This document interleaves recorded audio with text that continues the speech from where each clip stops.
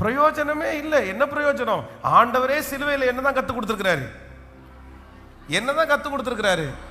உலகத்தில் உங்களுக்கு ஒன்றுமே இருக்காது, ஒன்னா ஒரு ஜெகஜோதியா ஒன்ன சொல்லிய வைப்பேன் அப்படின்னு நான் மட்டும் சொன்னாரு. உலகத்தில் உங்களுக்கு உபத்திரவம் உண்டு, ஆனாலும் திடன் கொள்ளுங்கள், நான் உலகத்தை ஜெயித்தேன்.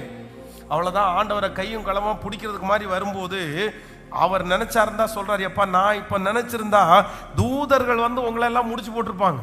ஆனா இல்ல, நிறைவேற்ற வேண்டியது இருக்குது. நம்ம இந்த வழியாய்த்தான் போகணும், இந்த பாடுகள் வழியாய்த்தான் நம்ம பிரவேசிக்க வேண்டியதா இருக்குது. கொஞ்சம் யோசிங்க, கொஞ்சம் திங்க் பண்ணுங்க. வேற ஒண்ணுமே பண்ண முடியாது.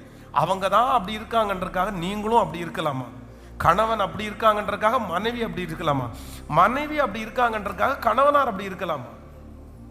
என்ன பண்றது? கர்த்தர் நம்மளை எங்கேயாவது ஒரு இடத்துல நம்மளை வந்து சுண்டி இழுக்கிறதுக்கு ஏதாவது ஒன்றை வச்சிருக்கதான் சொல்லுங்க.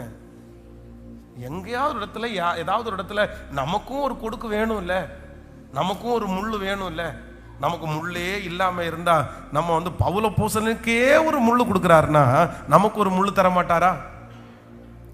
நம்மளை நேசிக்கிறதுனால தான் அந்த முள்ளு தந்துருக்கு. அதனால ப்ளீஸ் தயவு செய்து, யாரோ ஒருத்தர் இடத்துல ஆண்டவர் பேசிட்டே இருக்கிறாரு, யாரோ ஒருத்தர் இடத்துல சொல்லிட்டே இருக்கிறாரு, புது வருஷத்துல குப்பையோட போகாத மகளே மகனே, புது வருஷத்துல குப்பையோட போகாதீங்க. பக்கத்துல கையை பிடிச்சு சொல்லுங்க,